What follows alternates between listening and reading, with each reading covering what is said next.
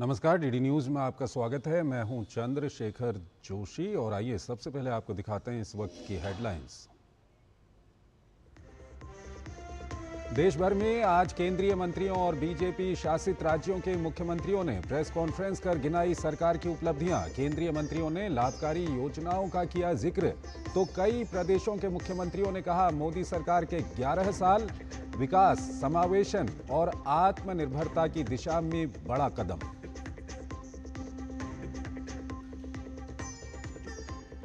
कांग्रेस नेता शशि थरूर के नेतृत्व वाला प्रतिनिधिमंडल दिल्ली लौटा। कहा भारत ने दुनिया के सामने पाकिस्तान को किया बेनकाब। बताया आतंकवाद के मुद्दे पर सभी राजनीतिक दल हैं एक साथ।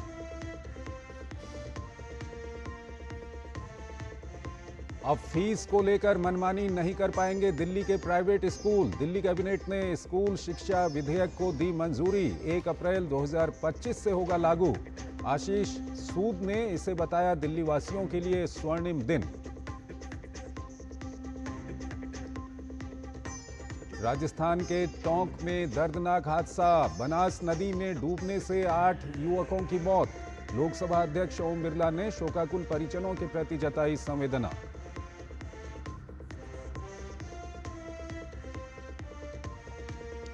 और ऑस्ट्रिया के एक स्कूल में गोलीबारी की घटना। संदिग्ध हमलावर समेत 10 लोगों की मौत। हमलावर का मकसद अब तक नहीं साफ।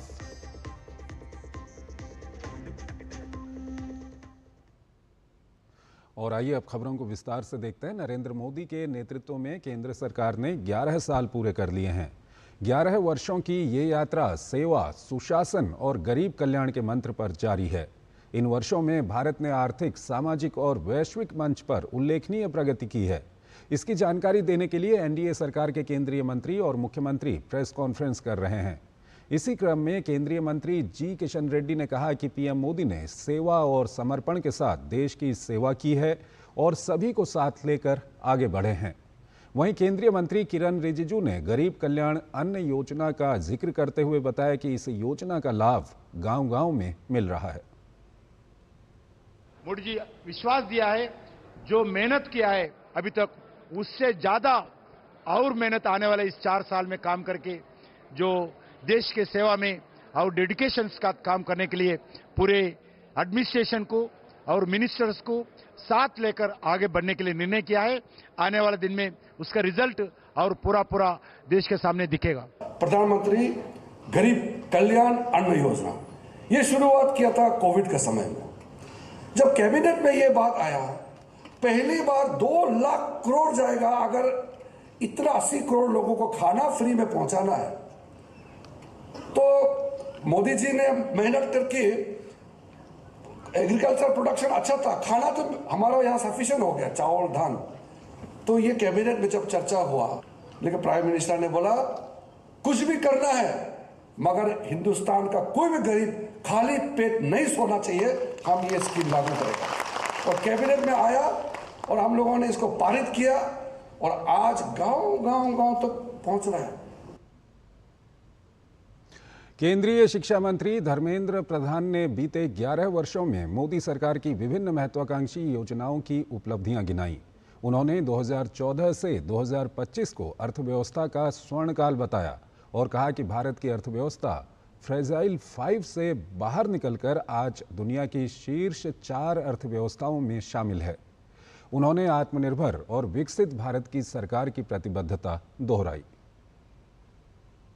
This is the boldest statement, is the golden journey from 14 to 25, from fragile 5 to top 4. Today we are in the 4th position in the global economy.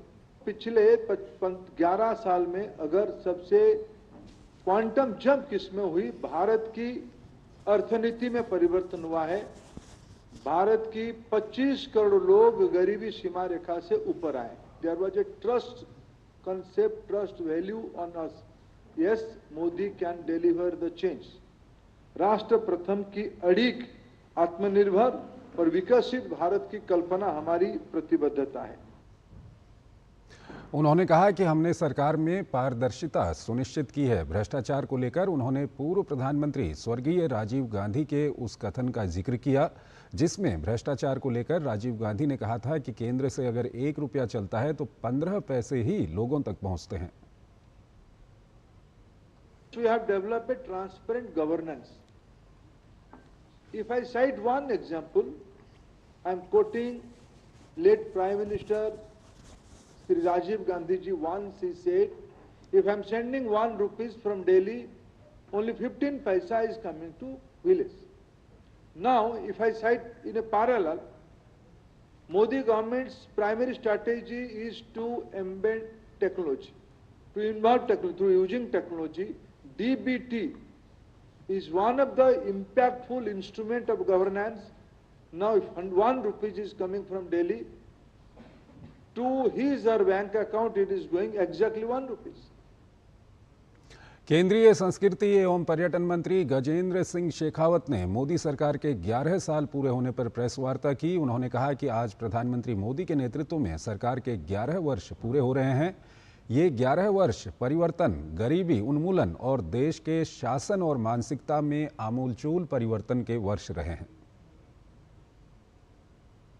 The government under leadership of Prime Minister Modi have completed its 11 years. The 11 years of transformation, the 11 years of poverty alleviation, the 11 years of the transformation of our country, the 11 years of paradigm shift in the thought process and governance, the 11 years which are very important to drive our nation from such a state of avishwas, hopelessness, to a commitment to take our nation and make it a developed nation in next 25 years by 2047. इसी क्रम में कई राज्यों में मुख्यमंत्रियों ने press वार्ता कर मोदी सरकार के 11 साल की उपलब्धियों को गिनवाया। उत्तर प्रदेश के मुख्यमंत्री योगी ने लखनऊ में प्रेस कॉन्फ्रेंस की और मोदी सरकार द्वारा लिए गए फैसलों और नीतियों का उल्लेख करते हुए कहा कि हर मोर्चे पर मोदी सरकार ने नई पहचान बनाई है। वहीं हरियाणा के मुख्यमंत्री नायब सिंह सैनी ने पंचकुला में प्रेस वार्ता कर कहा कि 2014 में अर्थव्यवस्था हिचकोले खा रही थी और पीएम मोदी के नेतृत्व में हम दुनिया की सबसे चौथी बड़ी अर्थव्यवस्था बने। गोवा के मुख्यमंत्री प्रमोद सावंत ने पिछले 11 साल के महत्वपूर्ण कार्यों का बखान किया, जबकि गुजरात के मुख्यमंत्री भूपेंद्र पटेल ने गांधीनगर में प्रेस वार्ता के दौरान कहा कि गुजरात में 4.5 लाख महिला लखपति दीदी बनी हैं। वहीं त्रिपुरा के सीएम डॉक्टर माणिक साहा ने प्रधानमंत्री द्वारा किए गए कार्यों को भारतवासियों के लिए अमृतकाल बताया।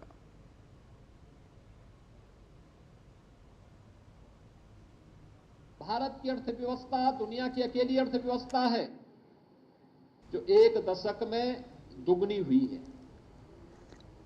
भारत दुनिया का पहला देश है जिसने अपनी पर कैपिटा इनकम यानी प्रति व्यक्ति आय दोगुने से अधिक की है पिछले 10 वर्ष के अंदर। 2013-14 में भारत की प्रति व्यक्ति आय यह केवल 79,000 रुपये थी, 79,000 थी और आज यह बढ़कर के लगभग 2.5 लाख हुई है। वर्ष 2014 में माननीय प्रधानमंत्री नरेंद्र मोदी जी के देश के प्रधान सेवक के रूप में जब उन्होंने पदभार संभाला था, उस समय हमारी अर्थव्यवस्था पूरी दुनिया में ये 11वें स्थान के ऊपर थी। आदरणीय मोदी जी ने इन 11 वर्षों में भारत की आर्थिक स्थिति को दुनिया में 4थे स्थान पर ला करके खड़ा कर दिया है। ये भी हम सब के लिए बड़ी गर्व की बात है। हमारे लीडर यशस्वी प्रधानमंत्री नरेंद्र मोदी जी जिस तरह काम कर रहे हैं, ये सचमुच पूरा भारत वासी के लिए वो मृतकाल है। और जिस तरह उन्होंने देश को आगे बढ़ा रहे हैं, जिस तरह स्कीम कर रहे हैं, योजना बना रहे हैं, गरीब लोगों के लिए जिस तरह उन्होंने काम किया, देश को शक्तिशाली बनाने में, महिला को एम्पावरमेंट बनाने के लिए, और सबका साथ सबका विकास, विश्वास और उसका जिस तरह उन्होंने प्रयास किया है, वो मेरे ख्याल से गोल्डन लेटर में लिखा जाएगा आने वाले दिन। मध्य प्रदेश के मुख्यमंत्री मोहन यादव, उत्तराखंड के मुख्यमंत्री पुष्कर सिंह धामी और दिल्ली सीएम रेखा गुप्ता ने कहा कि पीएम मोदी के दूरदर्शी नेतृत्व में देश विकास की दिशा में तेजी से आगे बढ़ रहा है। मोदी जी ने शुरू दिन से जो कहा कि हम हिंदू मुस्लिम में भेद नहीं करेंगे, हमारी हिंदू बहनों की भी जिंदगी में जो मदद कर सकते वो करेंगे, लेकिन मुस्लिम बहनों की जिंदगी में भी अगर बदलाव लाना है, 3 तलाक के कानून से उनके लिए जिंदगी में अगर सुख का सवेरा आता है, तो 3 तलाक कानून को बदलने की हिम्मत भी दिखाने का काम अगर किसी ने किया, मोदी जी की सरकार ने किया। राम मंदिर का फैसला भी लागू करके दिखाया। 2014 से पहले घपलों की सरकार, घोटालों की सरकार, भ्रष्टाचार की सरकार, तुष्टीकरण की बातें सामने आती थी, लेकिन अब ये परिभाषा भी बदल गई है। अब विकास है, इनोवेशन, नवाचार है और आविष्कार, इस प्रकार की बातें आज हो रही हैं। ऐसी सरकार नहीं आई जिसने कि ये सोचा कि देश के गरीब लोग, जरूरतमंद लोग, जिनके पास साधन नहीं है, संसाधन नहीं है, वो अगर बीमार पड़ जाएं तो उनके इलाज का क्या होगा। ये पहली मोदी सरकार है जो आयुष्मान भारत योजना लेकर आई। केंद्र सरकार के कार्यों को यदि दिल्ली के लोगों की दृष्टि से मैं देखूं, जितना इंफ्रास्ट्रक्चर दिल्ली सरकार का दिल्ली में है हॉस्पिटल एडमिनिस्ट्रेशन का, उससे ज़्यादा केंद्र सरकार का दिल्ली में हॉस्पिटल इंफ्रास्ट्रक्चर है।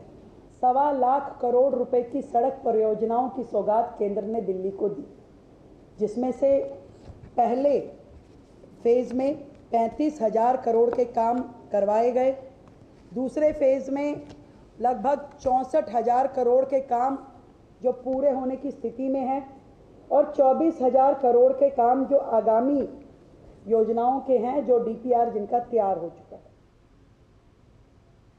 मोदी सरकार के 11 साल के कार्यकाल में सरकार ने जिस तरह से काम किया उसकी हर तरफ चर्चा है। सरकार ने जिस तरह से हर क्षेत्र में देश को आगे बढ़ाया है, इसके कई उदाहरण सामने हैं। सरकार के फैसलों की प्रशंसा शिक्षाविद भी कर रहे हैं। भारत सरकार सुशासन के 11 वर्षों की इस प्रेरणादायक यात्रा पर हार्दिक बधाई। हमें गर्व है कि हम सब इस दौर के साक्षी हैं जब digital India, skill India, NEP 2020, startup India जैसी प्रभावी नीतियां मिलकर एक नया भारत का निर्माण कर रही हैं। एक ऐसा भारत जो आत्मनिर्भर है, डिजिटल शक्ति से संपन्न है और विश्व पटल पर अपनी पहचान बना रहा है। जब परंपरा की जड़ें मजबूत हो और सोच में नवाचार हो, तो देश सिर्फ आगे नहीं बढ़ता बल्कि प्रगति के नए युग की शुरुआत करता है। और यहां पर एक छोटा सा ब्रेक लेते हैं।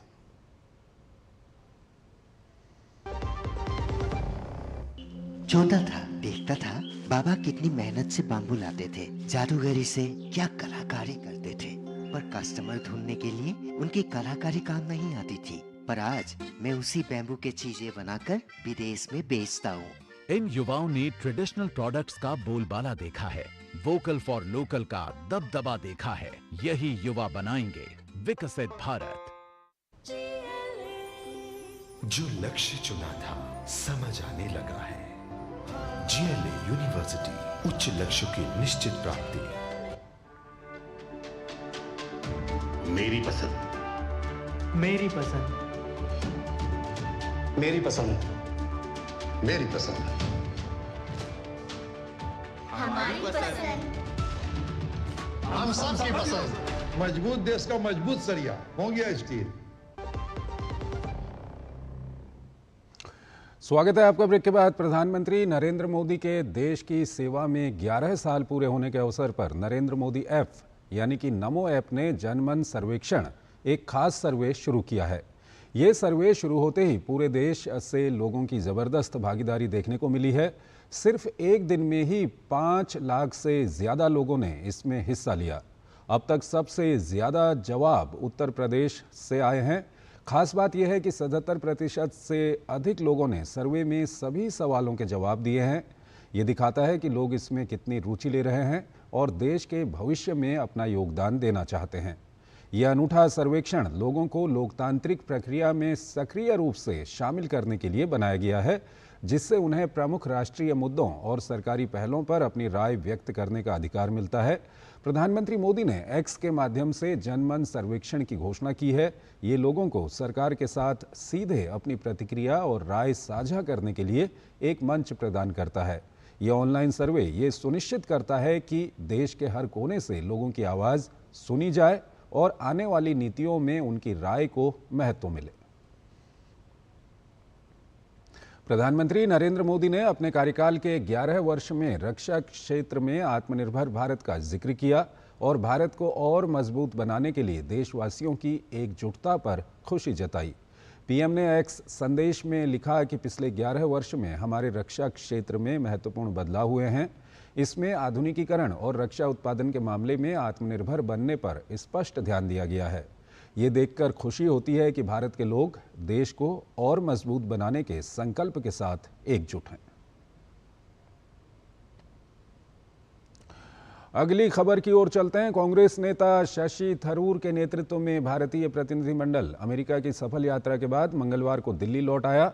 डीडी न्यूज संवाददाता विशाल बैरिस्टो से खास बातचीत में थरूर ने बताया कि भारत ने पाकिस्तान को बेनकाब कर दुनिया को ये बताया कि आतंकवाद के मुद्दे पर किस तरह सभी राजनीतिक दल एक साथ हैं। पाकिस्तान ने आपकी स्टाइल को कॉपी किया, इंडिया ने अपना प्रतिनिधि मंडल भेजा, पाकिस्तान ने भी अपना एक प्रतिनिधि मंडल भेजा, फिर भी क्या रिएक्शन है आपका? हमारे तो सारे एमपीज थे और कभी कभी एक दो एक्स एम्बेसडर लोग भी आए हमारे साथ, लेकिन एमपीज का डेलीगेशन, प्रतिनिधि, जनप्रतिनिधि की डेलीगेशन फर्क है। और हम जितने देश के, हम तो 7 डेलीगेशन भेजे, उन्होंने मेरे ख्याल में एक ही भेजा या 2। हम तो बहुत सारे देश पे हमारे संदेश पहुंचा सका, वो लोग नहीं कर सके मेरे ख्याल में। और जहाँ हम गए, उदाहरण ले लो कि वॉशिंगटन में हम लोग एक ही समय थे। आप हमारे अपॉइंटमेंट्स का लिस्ट देख लीजिए और उनकी देख लीजिए, कोई कंपैरिजन नहीं है। तो मेरे ख्याल में अगर आप एक और दूसरी तरफ देखना चाहते हैं तो जिस किस्म से भारत ने अपना काम किया, मेरे ख्याल में पाकिस्तान नजदीक भी नहीं आए। सर, कोलंबिया को कैसे आपने अपना स्टैंड रिवर्स करने के लिए बना लिया? बातचीत करनी चाहिए ना, लोगों को समझाना चाहिए। हम पहुंचते हुए ही हमारी एक प्रेस कॉन्फ्रेंस था, तो उसमें मैं एक सिग्नल भेज सका कि हम बहुत डिसअपॉइंटेड हैं, नाराज हैं। फिर उसी रात को एक प्राइवेट डिनर थे हमारे लिए, जो कोलंबिया की जो एक्स एम्बेसडर थी जहाँ थी, उन्होंने एक डिनर होस्ट की हमारे लिए, जहाँ फॉरेन मिनिस्ट्री के जो एशिया डायरेक्टर है वो भी शामिल थे। तब उनको अलग लेके बता सकते थे कि ये ठीक नहीं था, ये क्यों किया आप लोग, और वो समझे कि हमारा प्रॉब्लम क्या था। और अगले दिन था हमारा फॉर्मल मीटिंग, तो फॉर्मल मीटिंग के पहले मेरे ख्याल में वो बात करके समझाए थे बहुत स्पष्ट। मेरे जो ओपनिंग स्पीच थे, मतलब जो भाषण भी नहीं कहेंगे, जो ओपनिंग बातचीत थी इनके साथ, तुरंत जवाब में कहा कि हम इसको विड्रॉ कर रहे हैं। सर, आपके डेलीगेशन से एक नेशनल यूनिटी का भी एक्सप्रेशन गया है पूरी दुनिया में। सारे डेलीगेशन का यही मैसेज है कि हम सब एक साथ हैं, हम सब एक ही हैं। तो आपने सुना प्रतिनिधि मंडल के जो लीडर है शशि थरूर को, पूरी दुनिया ने इस बात को माना कि भारत जो बात कह रहा है वो बिल्कुल सच है और पाकिस्तान का झूठ बेनकाब हुआ है। कैमरामैन दुबे के साथ मैं विशाल बैरिस्टो, डीडी न्यूज़, दिल्ली। भाजपा सांसद रविशंकर प्रसाद के नेतृत्व में सर्वदलीय प्रतिनिधिमंडल कई यूरोपीय देशों की कूटनीतिक यात्रा के बाद भारत लौट आया है। पूर्व केंद्रीय मंत्री ने कहा कि हमने पारंपरिक युद्ध लड़े हैं, लेकिन हम कभी भी आक्रामक नहीं रहे। हमने ये स्पष्ट कर दिया है कि हम पाकिस्तान के लोगों के खिलाफ नहीं हैं। भारत की सभी सरकारों ने पाकिस्तान के साथ अच्छे संबंध रखने की कोशिश की है। उन्होंने कहा कि दुनिया को ये समझने की ज़रूरत है कि पाकिस्तान एक सैन्य जनरल गठजोड़ की गिरफ्त में है, जिसका गंदा काम आतंकवादियों और आतंकवादी शिविरों द्वारा किया जाता है। Pakistan is in the grip of a military general nexus whose dirty jobs is done by the terrorists and the training camps. ये जो पाकिस्तान का जो नया सेटअप है, उसमें वो आतंकवाद को प्रॉक्सी के रूप में यूज करते हैं और क्यों यूज करते हैं कि युद्ध होगा, कॉन्फ्लिक्ट होगा तो जनरल की विश्वसनीयता बनी रहेगी। The generals use these terrorist and their camps as the proxy to make themselves relevant, इसलिए कभी शांति नहीं हो पाती है। एक और छोटा सा ब्रेक।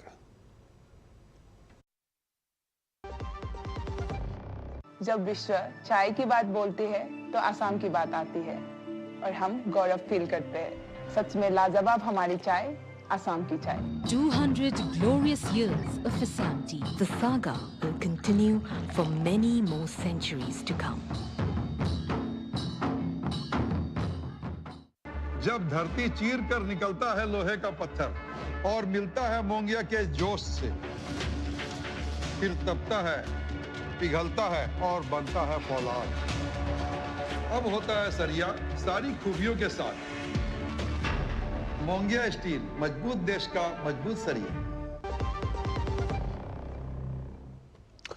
स्वागत है आपका ब्रेक के बाद। दिल्ली सरकार ने बड़ा फैसला लिया है जिससे प्राइवेट स्कूल मनमानी फीस नहीं वसूल सकेंगे। दिल्ली के शिक्षा मंत्री आशीष सूद ने इसे लेकर कहा कि आज दिल्ली कैबिनेट ने दिल्ली स्कूल शिक्षा फीस निर्धारण एवं विनिमय में पारदर्शिता विधेयक को मंजूरी दी है। इसे 1 अप्रैल 2025 से पूर्वव्यापी रूप से लागू किया जाएगा। इस विधेयक को राष्ट्रपति के पास मंजूरी के लिए भेजा जाएगा। ये दिल्ली के लोगों के लिए स्वर्णिम दिन है। Delhi school transparency in fixation bill को अध्यादेश ऑर्डिनेंस के रूप में लाकर कानून बनाने की सहमति दिल्ली में मुख्यमंत्री रेखा गुप्ता जी के नेतृत्व वाली सरकार की कैबिनेट ने आज उस पर सहमति दी है। आज से वो बिल दिल्ली कैबिनेट के हस्ताक्षर के बाद उपराज्यपाल जी के माध्यम से प्रेसिडेंट एक्सेंट के लिए जाएगा और अति शीघ्र 1 अप्रैल 2025 के रेट्रोस्पेक्टिव इफेक्ट से कानून बनेगा। अगली खबर की ओर आपको लिए चलते हैं। राजस्थान के टोंक में बनास नदी में नहाने गए 11 युवक डूब गए, जिसमें 8 की मौत हो गई और 3 युवकों को बचा लिया गया है। इनका अस्पताल में इलाज चल रहा है। ये घटना बनास नदी के पुराने पुल के पास हुई। मिली जानकारी के अनुसार पिकनिक मनाने गए जयपुर के 11 युवक बनास नदी में नहाने के लिए उतरे, लेकिन अंदाजा नहीं मिला और नदी की गहराई में पहुंच गए और अचानक सभी डूब गए। लोकसभा अध्यक्ष ओम बिरला ने इस घटना पर मृतकों के परिजनों के प्रति संवेदना प्रकट की है और घायलों के शीघ्र स्वास्थ्य लाभ की प्रार्थना की है। वहीं राजस्थान के मुख्यमंत्री भजनलाल शर्मा ने घटना पर दुख जताया। उन्होंने इस हादसे को अत्यंत दुखद और पीड़ादायक बताया। जवाहर नवोदय विद्यालय के शैक्षणिक सत्र 2026-27 के लिए कक्षा 6 में प्रवेश के लिए ऑनलाइन आवेदन प्रक्रिया शुरू हो गई है। जवाहर नवोदय विद्यालय चयन परीक्षा 2026 के लिए ऑनलाइन आवेदन भरने की अंतिम तिथि 29 जुलाई 2025 है। चयन के लिए उम्मीदवार केवल ऑनलाइन पोर्टल cbsec.rcil.gov.in/nvsmay के माध्यम से आवेदन कर सकते हैं। चयन परीक्षा 13 दिसंबर को होगी। ऑस्ट्रिया के एक स्कूल में गोलीबारी की एक घटना में 10 लोगों की मौत हो गई है। ऑस्ट्रियाई ब्रॉडकास्टर ORF ने गृह मंत्रालय के हवाले से बताया कि मंगलवार को दक्षिण पूर्वी ऑस्ट्रिया के ग्राज शहर में एक स्कूल में हुई गोलीबारी में कई लोगों की मौत हो गई, जिसमें संदिग्ध हमलावर भी शामिल है। इस गोलीबारी के पीछे हमलावर का मकसद क्या था, ये पूरी तरह साफ नहीं हो पाया है। यूरोपीय संघ के विदेश मामलों के प्रमुख काजा कलास ने ऑस्ट्रिया में स्कूल में हुई गोलीबारी पर दुख जताया। उन्होंने अपने सोशल मीडिया हैंडल एक्स पर लिखा, ऑस्ट्रिया में स्कूल में गोलीबारी की खबर से गहरा सदमा लगा है। हर बच्चे को स्कूल में सुरक्षित महसूस करना चाहिए और भय और हिंसा से मुक्त होकर सीखने में सक्षम होना चाहिए। इस दुखद क्षण में मेरी संवेदनाएं पीड़ितों, उनके परिवारों और ऑस्ट्रियाई लोगों के साथ हैं। तो इस बुलेटिन में फिलहाल इतना ही। आप बने रहिए DD न्यूज़ के साथ। नमस्कार।